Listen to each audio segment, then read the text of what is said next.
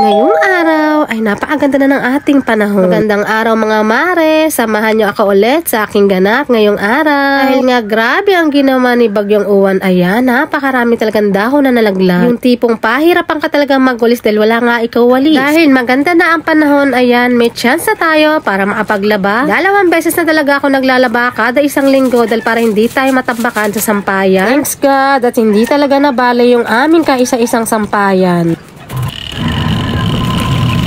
Musta kayo sa mga kanya-kanyang lugar mga mare? May maaraw na rin at wala na ring ulan at wala na ring hangin. Pasensyahan nyo na yung background ng aking kapitbahay. Hindi ko alam kung sa tangke nila yan or sa aircon. Napakaingay kasi pero hinahayaan lang namin hindi naman masyadong dinig sa loob ng bahay. Naku mga kumare, sabi sa balita baka bumalik daw si Bagyong Uwan bukas. Ay nako, Diyos ko, napakalakas kasi ng hangin niya at kaya talagang nasira lahat ng mga puno dito sa amin. Ang Bagyong Uwan pa naman ay napakalakas talaga ng hangin. May konti lang siyang pag-ulan. Isa din kasi ako sa nagbabantay kung sana talaga pupunta si Bagyong Uwan ng mga nakaraang araw. Grabe, napupuyat talaga ako sa araw na yon dahil nga natatakot ako baka biglang lakas ng hangin, mabasag ang mga salamin dito sa amin. At dahil medyo maganda na talaga yung panahon, eto mga mare, nakapaglaba ang nanay nyo at may masaya na naman na nanay at natapos ay mga labahin.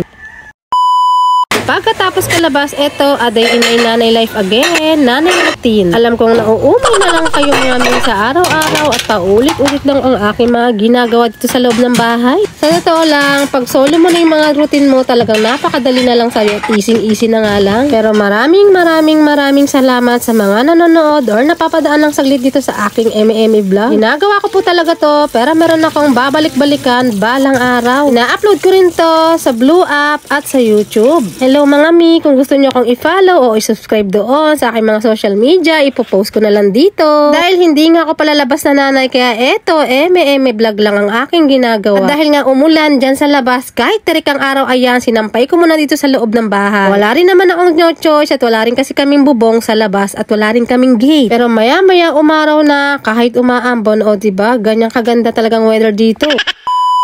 So, eto na nga, pagkatapos ko maligo, nakapag-ayos na ako ng buhok, maya-maya ito ay nagluto na ako ng simpleng ulam namin. Dahil pecha di peligro, ayan, magchochopan kami magnanay at talagang pasasarapin ko para talagang di kabitin sa ulam. Ewan ko ba, mga nitong mga nakaraang taong, palagi na lang delay ang sahod ng aking Diyosawa. Tipong wala ka talagang malalapitan ni isang tao. Kaya ito, nag-improvise na lang ako, nakakasya sa aming magnanay habang meron naman dito sa bahay ng mga ilang ingredient. Nagchowpan lang kami ni Kuya Yuan, fried rice at itlog. Pinagsama ko na. Nagsisling hotdog na lang ako at since meron naman cheese mayo dyan sa rep, nilagyan ko na lang din. Pinapakita ko sa inyo palagi ang aking araw-araw at paulit-ulit lang na daily routine. Okay lang, kahit stay at home nanay ka nga dahil kailangan mo rin talagang gawin ang iyong mga routine. Kung baga ang asawa mo sa labas nagtatrabaho, ikaw naman dito sa loob ng bahay. At dahil yung panahon nga natin na hindi pa maganda, eto nga si Kuya Yuan ay talagang may ubot sipon pa rin. May inom na rin ako ng vitamin dahil isa rin ako sa sakitin na nanay. O siya, yun lang po muna mga mi. Salamat sa panonood and God bless!